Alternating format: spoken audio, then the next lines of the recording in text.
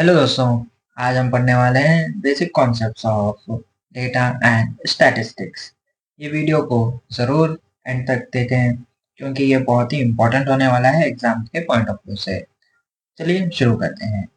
इसका डेफिनेशन क्या होता है कि data means any information in the form of numbers, words और a combination of both in any language, local, national और इंटरनेशनल। डेटा का मतलब क्या होता है कि किसी भी टाइप की इंफॉर्मेशन, जो भी इंफॉर्मेशन होती है किसी भी टाइप में, जो कि हो सकती है नंबर्स भी हो सकते हैं, वर्ड्स भी हो सकते हैं, या दोनों का मिक्सचर भी हो सकता है वो। और ये किसी भी लैंग्वेज में हो सकती है, लोकल, नेशनल या इंटरनेशनल लैंग्वेज में।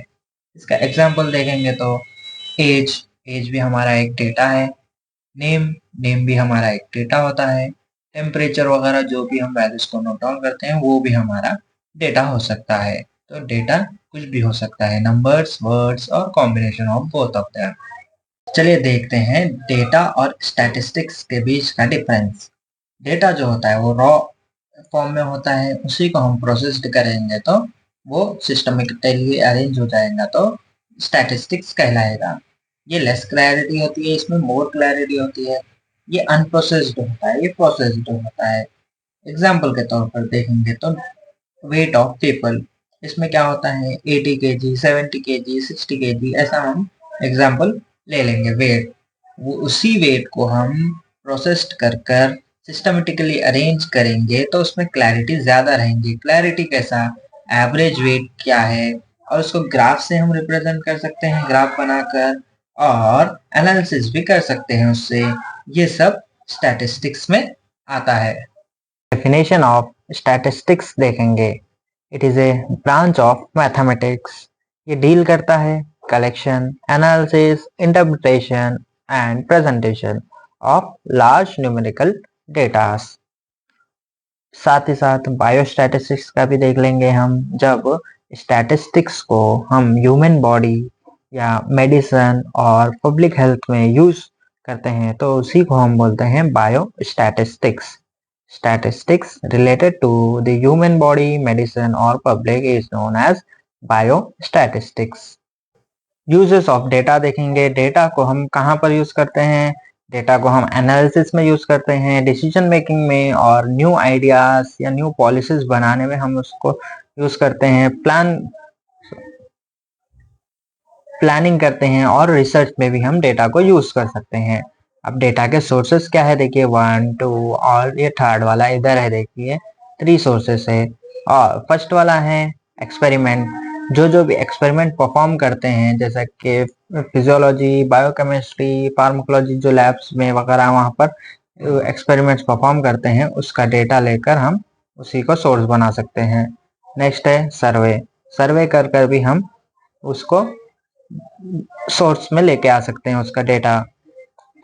और उसका पर्पस क्या होता है? प्रॉब्लम को आइडेंटिफाई करना होता है और कंट्रोल मेजर्स को इम्प्लीमेंट करना होता है सर्वे से।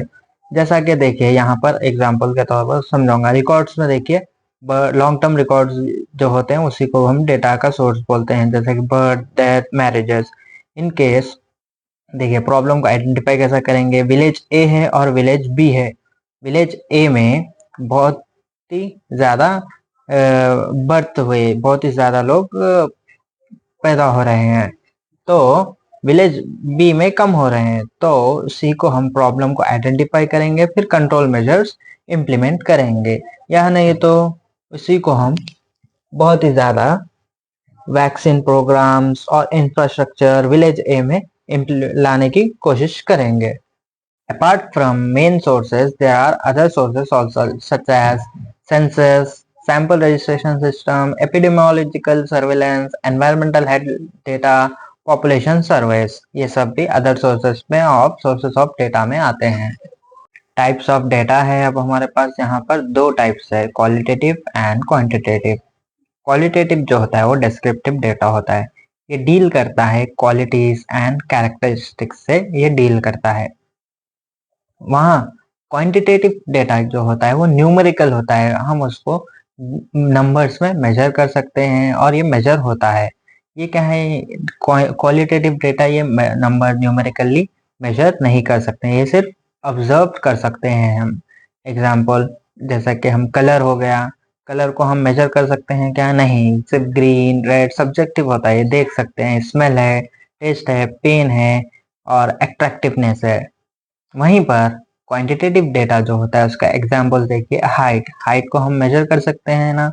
फिर वेट को भी हम मेजर कर सकते हैं। टेम्परेचर, लेंथ, ह्यूमिडिटी, जिसको भी हम मेजर करेंगे न्यूमेरिकल से उसी को हम कहेंगे क्वांटिटेटिव डेटा। सब types of quantitative data, discrete data होता है, कंटिन्यूअस डेटा होता है। डिस्क्रीट डेटा में क्या होता है? वो काउंटेबल होता है, होल नंबर्स होता है और फ्रैक्शन में ये कभी नहीं आता है, अलाउड नहीं होता है फ्रैक्शन में। जैसा कि हम देखेंगे नंबर ऑफ स्टूडेंट्स या नंबर ऑफ चिल्ड्रंस, तो क्या होंगे? 1 2 3 4 4 चिल्ड्रंस रहेंगे। ये 2.5 3.5 ये फ्रैक्शंस में चिल्ड्रंस रहेंगे क्या? नहीं रहेंगे, बच्चे लोग नहीं रहते ऐसा फ्रैक्शन में, तो इसी को हम कहते हैं डिस्क्रीट डेटा। सेकेंड वाला आता है हमारा कंटिन्यूअस डेटा। इसको क्या कर सकते हैं? हम मेजर कर सकते हैं प्रिसाइसली, और ये फ्रैक्शंस में भी हो सकता है, जैसा कि distance 100 kilometres, 96.5 kilometres, body temperature 38, exact 38 भी हो सकता है, वो पॉइंट में भी जाकर हो सकता है। हाइट भी हो सकती है 34.7 सेंटीमीटर वगैरह, ऐसा भी हम उसको क्या है प्रिसाइसली मेजर कर सकते हैं, और ये फ्रैक्शन में होता है।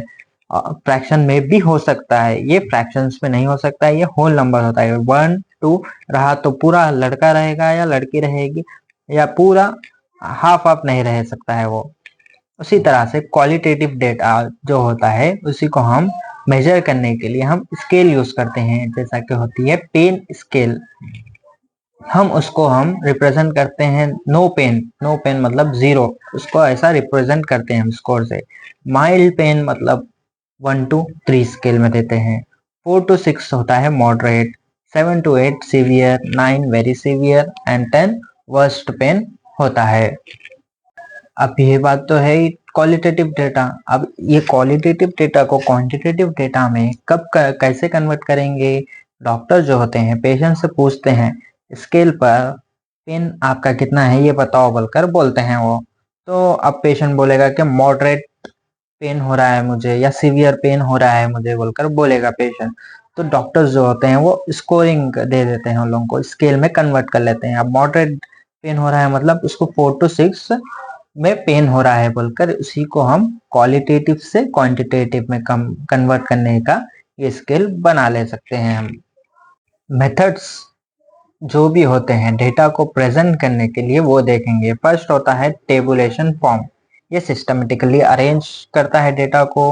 इसमें फर्स्ट स्टेप आता है फ्रीक्वेंसी डिस्ट्रीब्यूशन टेबल। वो क्या करता है? लार्ज डेटा को ग्रुप कर देकर प्रेजेंट करता है क्लियरली। ये वेरी इंपॉर्टेंट इन स्टैटिस्टिक्स होता है। ये क्या करता है? समराइज में हमें बहुत समराइज करता है डेटा को, जिससे हमें बहुत ज्यादा हेल्प मिलती है। और ये कंपेयर करता है विद स्टैंडर्ड डिस्ट्रीब्यूशन से, बाइनोमियल, पॉइसन, नॉर्मल से करता है क्वालिटेटिव क्वांटिटेटिव डेटा को। देखिए ये टेबल वगैरह बनाने के लिए कुछ रूल्स होते हैं, उसी को हम फॉलो कर कर टेबल्स बनाते हैं। जैसा कि क्लास इंटरवल हो गया, should not be too wide, should not be too narrow. देखिए अब 150 से मैं डायरेक्ट 1000 पे जंप करूंगा तो टू वाइड हो जाएगा, उसी को हम वाइड भी नहीं करना है, टू नैरो भी नहीं करना है, 140 to 141 भी नहीं करना है, नैरो भी। एक मिडिल वे में रखकर हम उसको निकालेंगे। Number of classes between 6 to 16 depends on sample sizes. कितने क्लासेस बनाना है वो अपने सैंपल साइज के ऊपर डिपेंड करेगा। Class interval must be equal. अब यहाँ पर देखिए 140 to 149 लिया मैं, 150 to 159 लिया, ऐसी यही सीरीज को फॉलो करना है, इक्वल रखना है। यहाँ अगर मैं 140 लेकर या 145 फिर यहाँ 170 या 200 ऐसा लूंगा तो ये इक्वली नहीं आएगा। Class interval must be equal, equal रखना चाहिए, नहीं तो हमारा डेटा सही से रिप्रेजेंट नहीं होगा। Headings must be clear, height और सेंटीमीटर में है या मीटर्स में है, एज ईयर्स में है, मंथ्स में है, पूरा क्लियरली हमें मेंशन करना चाहिए। और डेटा को अरेंज करना चाहिए असेंडिंग ऑर्डर में या नहीं तो डिसेंडिंग ऑर्डर में, depending upon requirement. If any data is excluded reason should be mentioned. Next है हमारी ड्राइंग। ड्राइंग्स यानी कि ग्राफ्स यानी तो डायग्राम्स आते हैं। ये यूज करते हैं हम अंडरस्टैंडिंग, इजी अंडरस्टैंडिंग के लिए और विजुअल कंपैरिजन के लिए। ये बहुत ही हेल्पफुल होता है नॉन स्टैटिस्टिकल पीपल और क्विक इंटरप्रिटेशन के लिए। इसमें दो आते हैं, क्वांटिटेटिव, क्वालिटेटिव। क्वांटिटेटिव के लिए हम ग्राफ्स यूज करते हैं जैसे कि histogram, line graph, frequency, polygon, cumulative frequency curve, scatter diagram हम यूज करते हैं। क्वालिटेटिव डेटा के लिए हम bar diagram, pie chart, pictogram, map, diagram वगैरह यूज करते हैं। तो दोस्तों, आज हमने कवर किया data, statistics, type, sources, presentation methods और ग्राफ्स एंड डायग्राम्स को हमने आज कवर किया इस वीडियो में। अगर वीडियो हेल्पफुल लगा हो तो लाइक करिए, शेयर करिए और सब्सक्राइब ज़रूर करिए। तो मिलते हैं नेक्स्ट वीडियो में और इजी टॉपिक्स के साथ। Thanks for watching.